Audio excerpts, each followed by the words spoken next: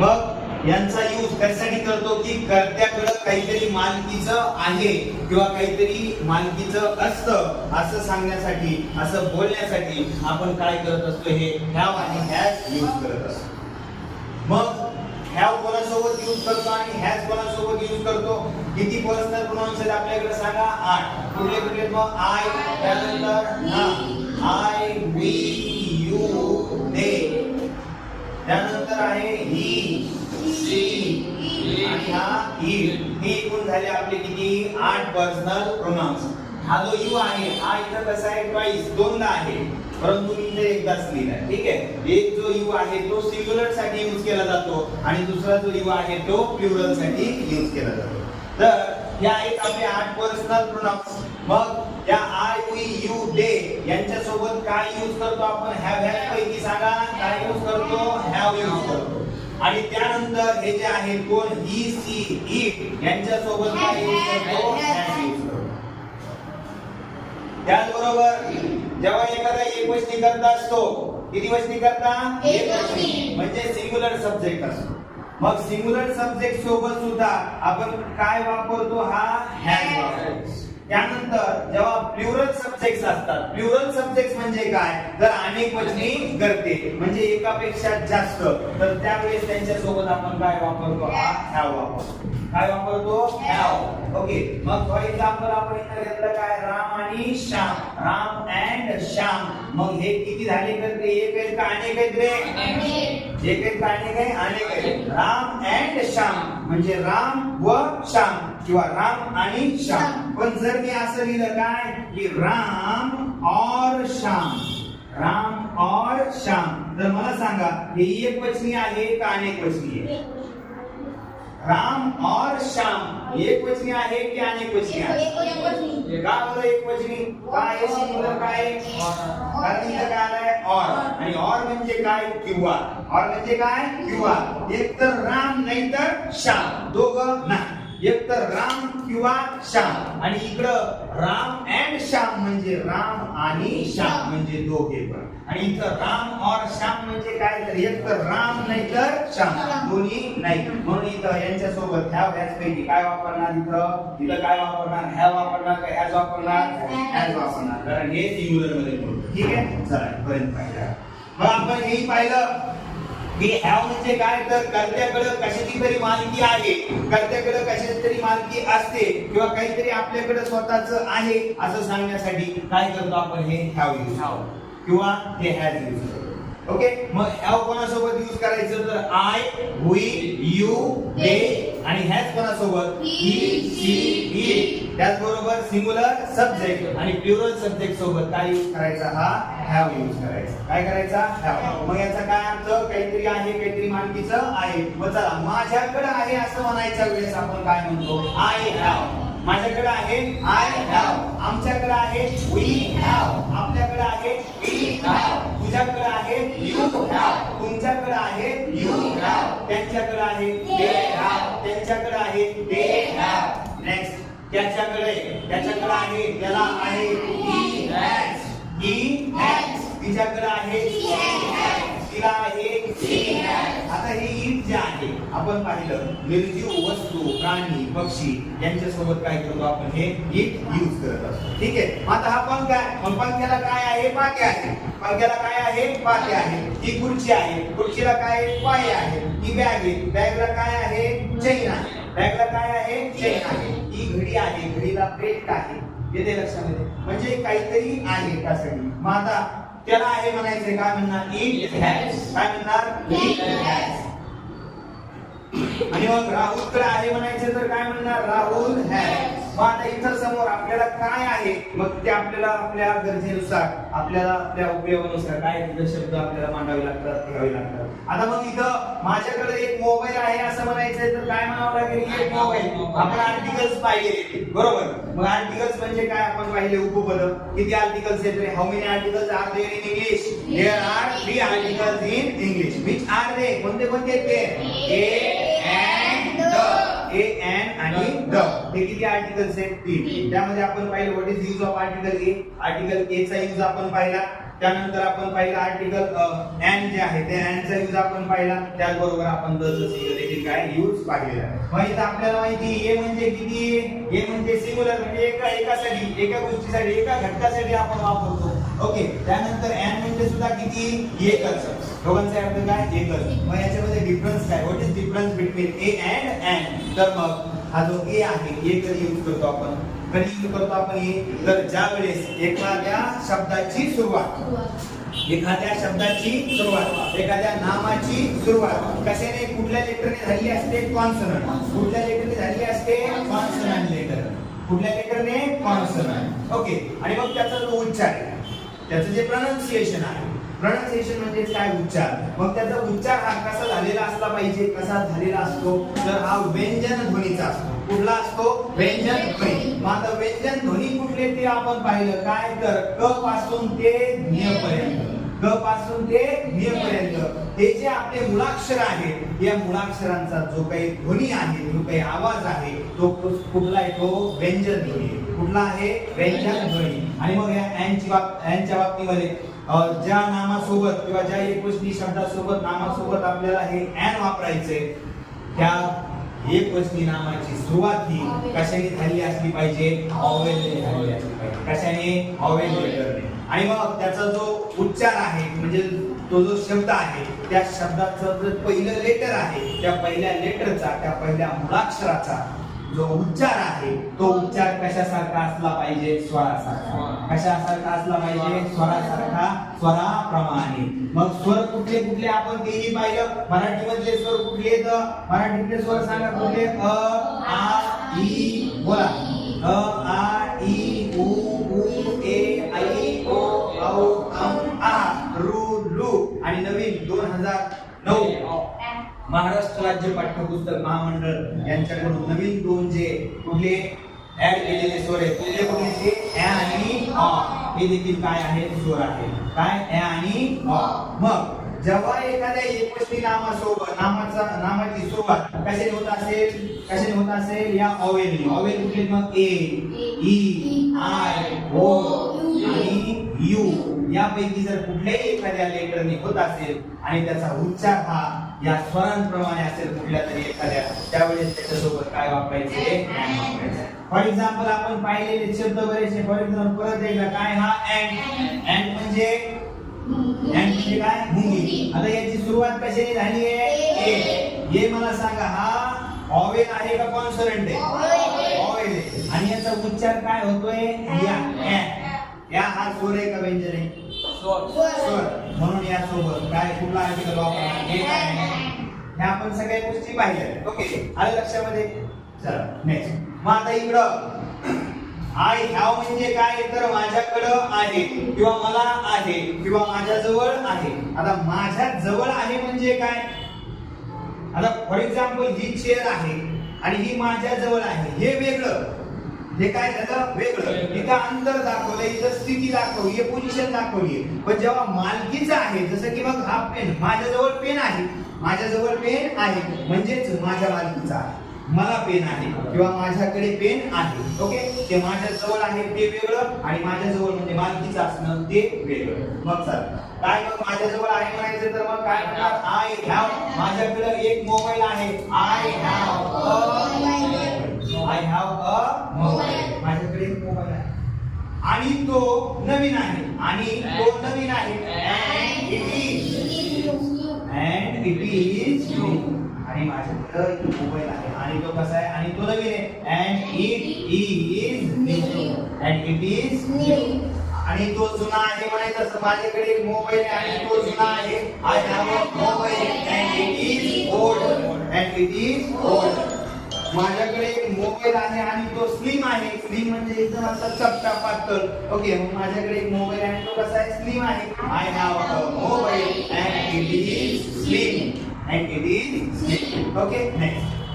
मग आमच्याकडे एक मोबाईल आहे म्हणायचंय. आमच्याकडे एक म्हणजे आपल्या सर्वांकडे मिळून किती आहे, एकच. किती आहे, एक. मग आमच्याकडे एक मोबाईल आहे, we have a mobile. We have a mobile. Next, तुझ्याकडे एक मोबाईल आहे, तुझ्याकडे एक मोबाईल आहे, बोला, यू हॅव अ मोबाईल. त्यांच्याकडे एक मोबाईल आहे, they have a have a mobile. Next त्याच्याकडे एक मोबाईल आहे. He has a mobile. He has a mobile. Next तिच्याकडे एक मोबाईल आहे. She has a mobile. त्याला एक मोबाईल आहे. कम्प्युटर काय म्हणायचं तुम्हाला? It has a mobile. राहुलकडे एक मोबाईल आहे. आता हे झालं जे नाउन्स आपल्याला नंबर मध्ये म्हणजे संख्येमध्ये मोजता येतात त्यांच्यासाठी आपण आर्टिकल एकतर ए वापरणार किंवा एन वापरणार. फॉर एक्झाम्पल एनचं उदाहरण बघू. मग माझ्याकडे एक सफरचंद आहे असं म्हणायचंय मला. माझ्याकडे एक सफरचंद आहे. I have an apple. I have an apple.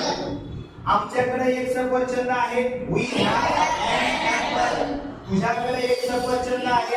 You have an apple. त्यांच्याकडे एक सफरचंद आहे.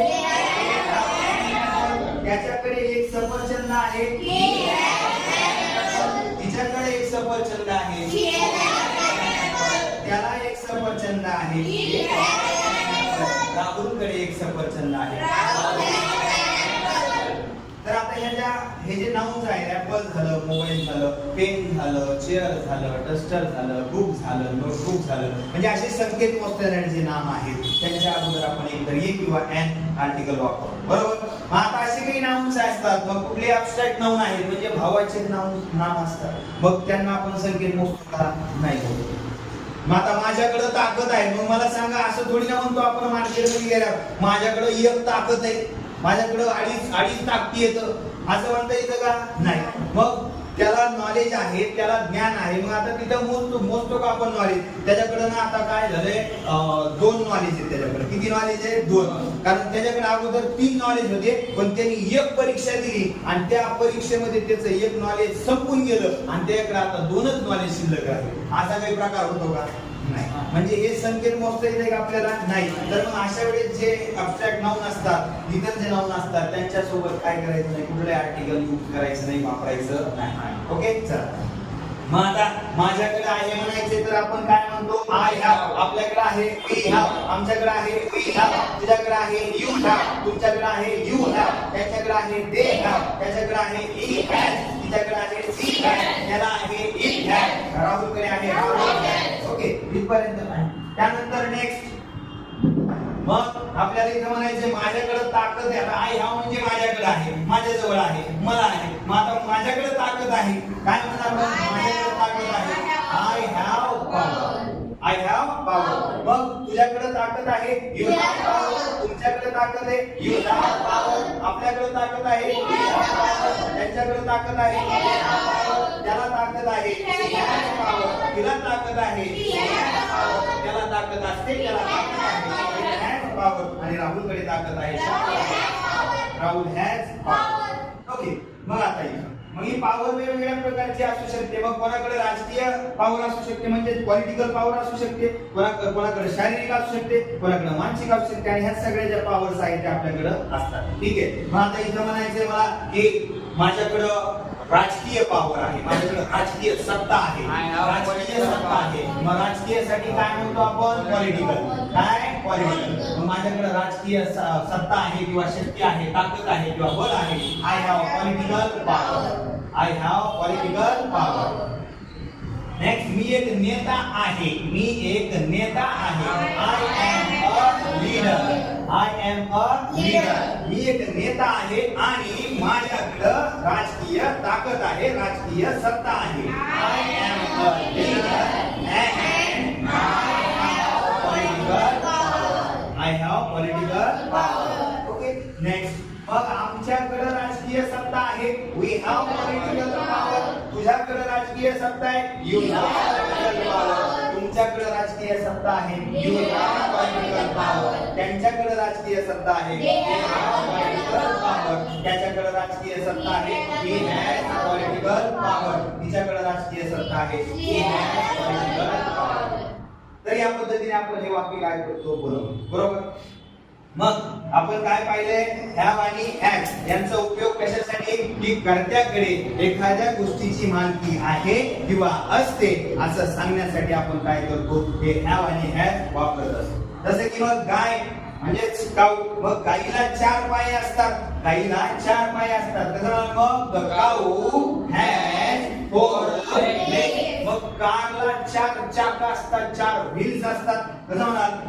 Car has 4 wheels. Car has 4 wheels. मग माझ्या कारला 4 चाक आहेत, माझ्या कारला 4 चाक आहेत. My car has 4 wheels. My car has 4 wheels. आता माझ्याकडं एक कार आहे आणि तिला 4 चाक आहेत. माझ्याकडे एक कार आहे आणि तिला 4 चाक आहेत. मग माझ्याकडे एक कार आहे तर काय म्हणणार? I have a car. आणि तिला 4 चाक आहेत. And it has 4 wheels. आणि तिला काय आहे? 4 चाक आहे. मग आमच्याकडे 2 बैल आहेत. किती बैल आहेत? 2. मग आमच्याकडे 2 बैल आहेत. काय म्हणणार? आता बैलासाठी काय म्हणतो आपण? काय म्हणतो? पण याचं अनेक वचन जे आहे ते ईएस न लावता काय लावलं जातं? ईएन लावलं जातं. ओके, आपण नंतर हे पाहणार आहे जेव्हा आपण नंबर हा पार्ट किंवा नंबर हा टॉपिक शिकणार त्यावेळेस आपण हे ईएन वगैरे जे आहे म्हणजे एक गोष्टीचं अनेक गोष्टी कसं केलं जातं ते आपण पाहणार. मग 2 बैल म्हणायचं तर काय म्हणणार? मग 2 ऑक्सन. किंवा मग बैलासाठी दुसरा शब्द आहे VULL काय? बुल. बुल म्हणजे सुद्धा काय? बैल. ओके, मग आमच्याकडे 2 बैल आहेत. We have 2 bulls. 2 आहेत ना? We have 2 bulls. आणि ते कोल्ड ड्रिंक पाहिजे असणार तुम्ही मार्केटमध्ये भेटतील. कुठली? Red boule. रेड बुल म्हणजे काय? लाल बैल. कसला बैल? लाल बैल. ओके, तसं काही अर्थ आपल्याला नाही कळलं. चला, काय मग आमच्याकडे 2 बैल आहेत. We have 2 bulls. त्यांना 8 पाय आहेत. त्यांना किती पाय येतं? 8 पाय. मग कसं म्हणाल? They have a leg. They have a leg. मग ही खुर्ची आहे, ही काय आहे? खुर्ची आहे. This is a chair. ही खुर्ची आहे. This is a chair. ही खुर्ची आहे आणि तिला 4 पाय.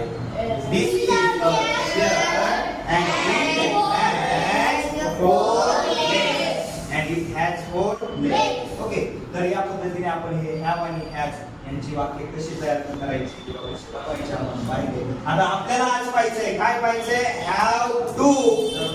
have to इकडे लक्ष द्यायचं. have to आणि has to. आतापर्यंत काय पाहिलं? have आणि has पर्यंत पाहिलं. आता काय पाहिजे? have to किंवा has to. मग याचा काय अर्थ होतो? आपल्याला या have to आणि has to काय करायचं? स्ट्रक्चर पाहिजे. ठीक आहे, चला. कॅनचं स्ट्रक्चर पाहिलं, बरोबर. त्यानंतर पुढचं पाहिलं, शूडचं पाहिलं आणि मस्तचं पाहिलं. पुढचं पाहिले का आपण स्ट्रक्चर? कॅनचं भूतकाळी रूप काय आहे? कुड आहे. काय आहे? कुड. मग त्यानंतर शूड पाहिला, त्यानंतर मस्ट पाहिला आणि मग नंतर हॅड वेटर पाहिला. या स्ट्रक्चरचे जे अर्थ आहेत ते अर्थ आपण पाहिले. याचे सेंटेन्सेस कसे बनवायचे ते आपण पाहिलं. आज आपल्याला नवीन स्ट्रक्चर एक पाहायचं आहे. कुठलं? मग हॅव टू किंवा हॅज टू. हॅव टू किंवा हॅज टू. मग जसं कॅन, कुड, शूड, मस्ट, मे, माईट यांचे स्ट्रक्चर असतात तसंच याचं देखील स्ट्रक्चर आहे. काय स्ट्रक्चर आहे मग याचं? तर याचं स्ट्रक्चर आहे, सांगा. Yes, subject plus have to और हॅज टू प्लस किंवा त्या ऑब्जेक्टच्या जागेवर आपण काय लिहू शकतो? other words किंवा remaining part of the sentence. So this is our structure for have to and has to. तर ही आपली रचना आहे कशासाठी? have to आणि has to. मग काय याचा अर्थ? कधी वापरायची ही रचना? तर पहा, जेव्हा आपल्याला किंवा कर्त्याला, आता कर्ता म्हणजे काय आपण पाहिलेले की वाक्यामध्ये जो क्रिया करत असतो किंवा जो क्रिया करतो त्याला काय म्हणतो आपण? कर्ता असे म्हणतो. म्हणजे शॉर्टकट मध्ये डुअर ऑफ द ऍक्शन. काय? Doer of the action. आता डू म्हणजे काय? करणे. डू म्हणजे काय? करणे. मग डुअर म्हणजे काय? करणारा. हे पहा, हे डुअर वेगळं. हे डुअर म्हणजे दरवाजा. हे डुअर म्हणजे काय? दरवाजा. आणि हे डुअर म्हणजे करणारा. डू म्हणजे करणे आणि डुअर म्हणजे करणारा. Doer of the action.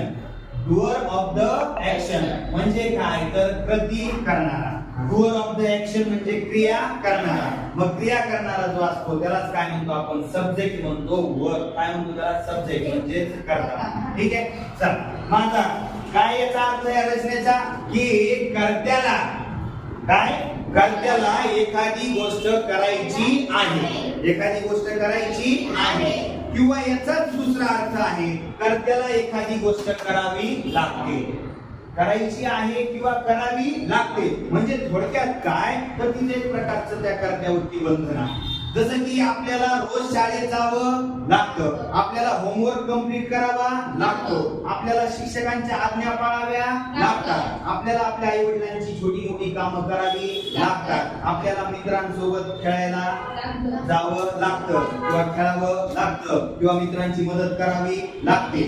मग एकतर करायचं आहे किंवा करावं लागतं, करायचं आहे किंवा करावं लागतं असे दोन अर्थ या हॅव टू ह्या तुमच्या रचनेचे होतात. मग काय एखादी गोष्ट काय म्हणायचं बघ इथं एखादी गोष्ट एखादी क्रिया किंवा एखादी गोष्ट एखादी क्रिया किंवा एखादी गोष्ट काय एखादी क्रिया करायची आहे. काय करायची आहे किंवा एखादी क्रिया किंवा एखादी गोष्ट करावी लागते. काय करावी लागते. आलं लक्षामध्ये याचा अर्थ. आता काय कसं मला शाळेत जावं लागतं. आता इथं हॅव कोणासोबत हॅव टू कोणासोबत वापरायचा आणि हॅज टू कोणासोबत वापरायचा हे काय तुम्हाला वेगळं सांगण्याची गरज नाही कारण आपण अगोदर पाहिलेलंच आहे. हॅव कोणासोबत वापरायचा आहे आय वी यू दे आणि प्लुरल सब्जेक्ट. हॅज कोणासोबत ही सी इट आणि सिंग्युलर सब्जेक्ट. मग ज्यांच्या सोबत आपण तिकडे हॅव वापरत होतो त्यांच्या सोबत इथंच हॅव टू वापरायचं. काय वापरायचं आहे हॅव टू. मग आता मला जावं लागतं. मला मी मराठी मधलं एक सेंटेन्स लिहिणार नाही डायरेक्ट इंग्लिश. ठीक आहे. मला जावं लागतं किंवा मला जायचं आहे. कसं मला आय हॅव टू गो. मला जायचं आहे. ठीक आहे. गडबड कारण आपल्याला ते सवय लागली. काय आय गो आलं गो टू म्हणलं की मग शाळेला नाही तर ऑफिसला नाही तर क्लासला नाही तर बस स्टँडला नाही तर मुंबई पुण्याला इकडं काय हे गो टू म्हणलं की तिकडं काहीतरी पुढं ते नाव येतं. चल मग काय आय हॅव टू गो म्हणजे मला जायचं आहे. मला जायचं आहे म्हणजे ती क्रिया करायची आहे. मला जायचंय. ओके. मला शाळेला जायचंय. I have to go to school. I have to go to school. मला शाळेत जायचंय किंवा मला शाळेला जायचंय. नेक्स्ट त्याला अभ्यास करायचा आहे. त्याला अभ्यास करायचा आहे. चला he has to study. He has to study. त्याला इंग्रजीचा अभ्यास करायचा आहे. He has to study English. He has to study English. Next आम्हाला क्लास जॉईन करायचा आहे. आम्हाला क्लास जॉईन करायचा आहे. We have to join. We have to join काय क्लास. आम्हाला स्पोकन इंग्लिशचा क्लास जॉईन करायचा आहे. वी हॅव टू जॉईन बोला spoken English class. We have to join spoken English class. आम्हाला स्पोकन इंग्लिशचा क्लास जॉईन करायचा आहे कारण की आम्हाला इंग्रजी शिकायची आहे. कारण आम्हाला इंग्रजी शिकायची आहे. मग we have to join spoken English class कारण बिकॉज आम्हाला इंग्रजी शिकायची आहे. Because we have to learn English. Because we have to learn English. मला तुम्हाला एक गोष्ट सांगायची आहे. मला एक गोष्ट सांगायची आहे. मला तुला किंवा तुम्हाला एक गोष्ट सांगायची. बोला I have to tell you one thing. I have to tell you one thing. मला तुम्हाला एक गोष्ट सांगायची. मला एक काम करायचंय. मला एक गोष्ट करायची. I have to do one thing. I have to do one thing. मला बोलायचंय. कसं म्हणशील सांग. मला बोलायचंय. मला बोलायचं आहे. I have to speak. मोठ्याने मला मोठ्याने बोलायचंय. मला मोठ्याने बोलायचंय. I have to speak loudly. मला इथं बोलायचंय. I have to speak here. मला इथे इंग्रजीमध्ये बोलायचंय. In English. मला प्रयत्न करायचा आहे. I have to try. मला पुन्हा प्रयत्न करायचा आहे. मला पुन्हा प्रयत्न करायचा आहे. I have to try again and again. मला पुन्हा इंग्रजी बोलण्याचा प्रयत्न करायचा आहे. I have to try to speak English again and again. मला खेळायचंय. मला इथं खेळायचंय. मला क्रिकेट खेळायचंय. मला इथं क्रिकेट खेळायचंय. मला तुझ्यासोबत क्रिकेट खेळायचंय. मला जायचंय. मला एकट्याला जायचंय. I have to go alone. मला सांगायचंय. मला माझ्या आईला एक गोष्ट सांगायची. I have to tell one thing to my mother. मला विचारायचंय. मला तुला विचारायचंय. मला तुला एक प्रश्न विचारायचा आहे. I have to ask you one question. मला लढायचंय. I have to fight. मला भ्रष्टाचाराच्या विरोधात. अगेन्स्ट म्हणजे च्या विरोधात. भ्रष्टाचार म्हणजे करप्शन. मला भ्रष्टाचाराच्या विरोधात लढायचंय. Against corruption. I have to fight against corruption. मला थांबवायचंय. I have to stop. मला सगळ्या गोष्टी थांबवायच्या. I have to stop all things. मला सगळ्या वाईट गोष्टी थांबवायच्या. I have to stop all bad things. मला बदल करायचा आहे. कळलं? मला बदल करायचा आहे. मला बदल करायचा आहे. I have to change. मला माझ्या जीवनामध्ये बदल करायचा आहे. I have to change in my life. मला पूर्ण करायचंय, कंप्लीट करायचंय मला. I have to complete. मला माझा गृहपाठ पूर्ण करायचा आहे. I have to complete my homework. मला सकाळी लवकर उठायचं आहे. मला सकाळी लवकर उठायचं आहे. I have to get up early in the morning. I have to get up early in the morning. Okay? Good. Right now.